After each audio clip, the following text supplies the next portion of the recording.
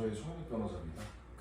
오늘은 맘모통 관련해서 보험회사 측이 최근 어떤 경향으로 보험금 지급을 거부하고 있는지 그에 대한 우리 측의 대응, 환자 측의 대응에 대해서 살펴보도록 하겠습니다.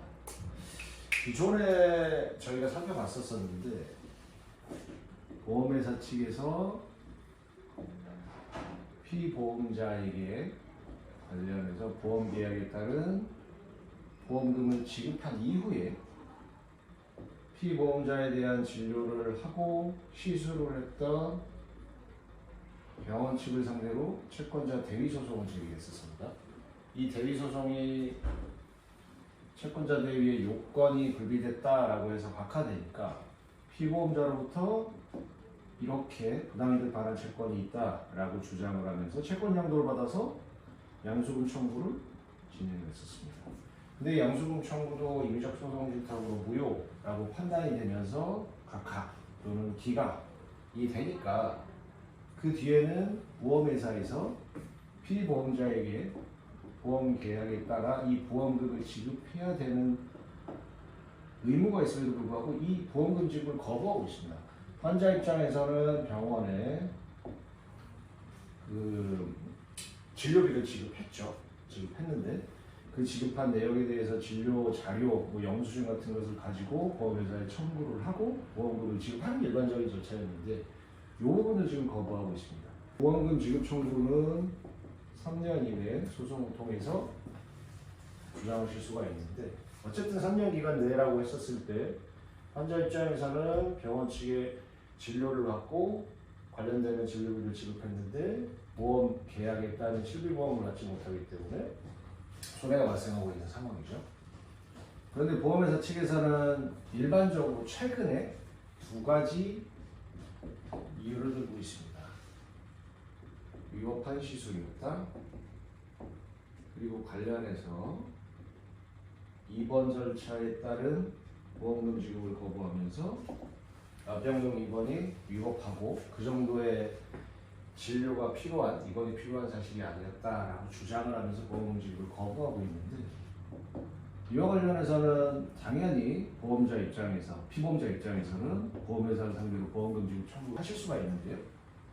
우선은 위법한 시술과 관련해서 주장은 신의료 기술이 뒤늦게 통과되면서 맘모통 생각, 맘모통 절제술, 맘모통 시술 여러 가지로 불리기는 하는데 신의료 기술이 통과되기 전에 그런 관련의 진료를 했던 부분은 임의비급여다라고 주장을 하고 있는데 그 부분에 대해서는 판단이 각하 판결이 나는 사안에서도 거의 모든 법원의 판단은 위법하다고는 볼 수는 없다라는 그런 상황이었었습니다. 그래서 이런 주장을 하면서 보험회사 측에서 보험금 지급을 거부한다고 했었을 때 받아들여지기는 어렵고요.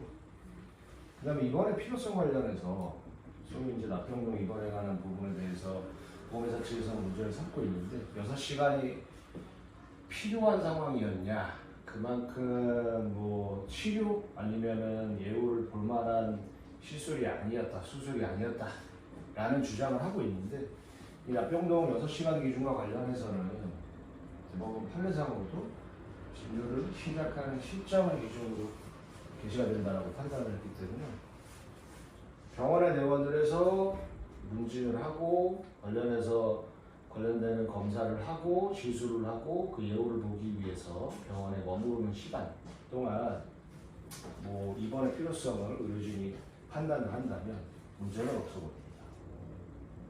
그래서 피보험자 입장에서는 보험회사를 상대로 해서 이 맘모통 시술에 따른 진료비에 대한 보험금 청구를 하는 데는 저희가 봤었을 때는 문제가 없다고 봅니다. 다만 의료 실비보험의 어떻게 보면 특징이죠. 실제로 지출된 비용을 기준으로 해서 판단을 합니다. 장기부담금 빼고.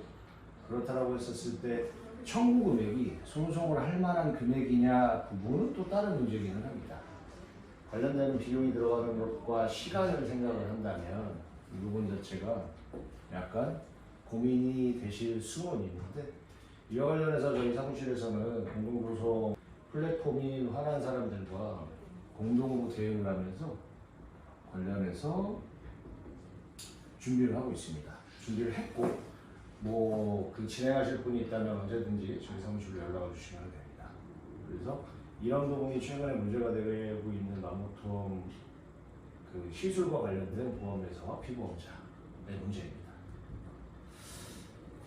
우선은 병원 입장에서 봤었을 때는 이 부분 자체에 관련이 없기는 합니다. 병원 입장에서 봤었을 때는 피보험자가 실비 계약을 체결했는지 고려를 할 필요도 없고 해야 되는 상황도 아니고, 다만 피보험자 입장에서 진료비가 부담이 되는 금액이기도 하고, 부담 부분을 전가시킬 수 있다면 당연히 보험계약상 정당한 권리로서 받아야 되는 부분이 있기 때문에 그 부분이 전혀 고려 아니면 검토 대상이 아니라고 볼 수는 없고요. 관련해서 치료를 하는 병원 입장에서도 그 부분이 계약 당사자는 아니긴 하지만 환자의 치료를 받을지 안 받을지 결정하는데 고려가 된다는 부분은 병원 입장에서도 부인할 수 없는 사실이긴 합니다.